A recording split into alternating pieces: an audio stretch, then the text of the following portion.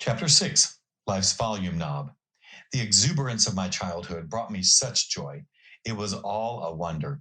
Each new melody, rhythm, and hand movement, no movement below the waist, that's dancing, thrilled me to no end.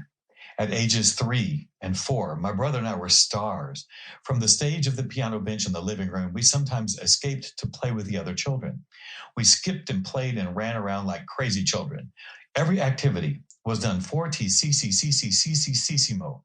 There was nothing that we did that was pianissimo. Although expressed in the narrow confines of the church, the music and joy that I found there would last unabated and untarnished the rest of my musical life. Once I got too big to stand on the piano bench, however, things changed. Someone was telling me to tone it down. The same people who put me on that piano bench and encouraged me to sing out were putting their fingers to their lips and saying, shh. I was taught the right way to sing, the right time to sing, and the right volume to sing. Layer upon layer of insecurity was added.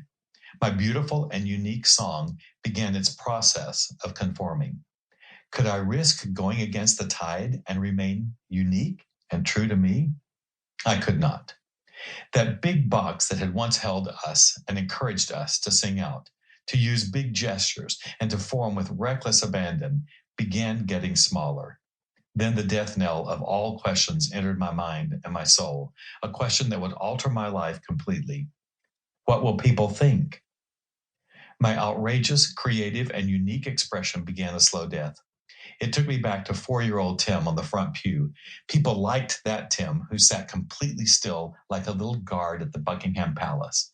The refinement continued. It wasn't just singing or dancing. Our gestures went from huge and expressive to small and intimidated, with elbows stuck inextricably to our sides. We were told to walk a certain way, hold our books a certain way, talk a certain way, stand a certain way, cross our legs in a certain way, lower our voice, and never be flamboyant. It continued in school. I spent years with people beating out our individualism, creativity, and uniqueness. We wanted to fit in more than anything in the world. I was told to line up single file, color inside the lines, not veer from the norm, color leaves green and flowers red, wear a uniform or choir robe, use a black folder, stand in the crook of the piano when singing a solo. Don't move, don't gesture, and for heaven's sakes, don't look like you're having fun. Conform at all costs. My own creativity suffered from those strictures. My creative volume knob was being turned down, seemingly daily. Remember, small is the gate and narrow the way that leads to life. Time would tell if I could stay the course, paint within the lines. This would be my song, What I Want, from Serenade of Life, composed by my friend James Eakin, on text by Tim Seelig. Tim, I want to sing the world. There's no money in that. I want to dance. Good girls don't dance. I want to be pretty. Pretty is as pretty does. I want to paint. Fine, but stay within the lines. I want to be like Fred Astaire or maybe Yul Brynner. You have too much hair. I want to be like Sylvester Stallone. You're too fat. No, I'm not. I'm just big boned. I want ice cream. It'll go straight to your hips. I want a puppy. I'm busy. Talk to your mother. I want to have children and get married. Not in that order. I want world peace. Thank you, Miss America.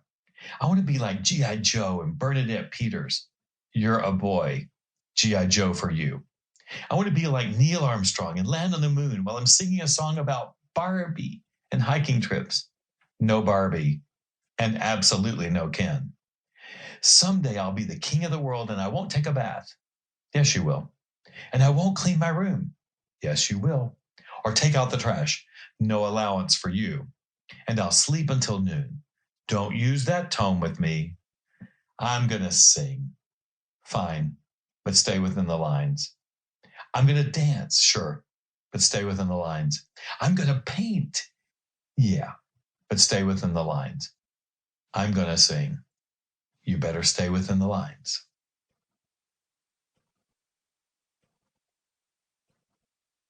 to keep listening to this audiobook. I've left you a link in the description so you can do it at no cost thanks to Audible's 30-day free trial.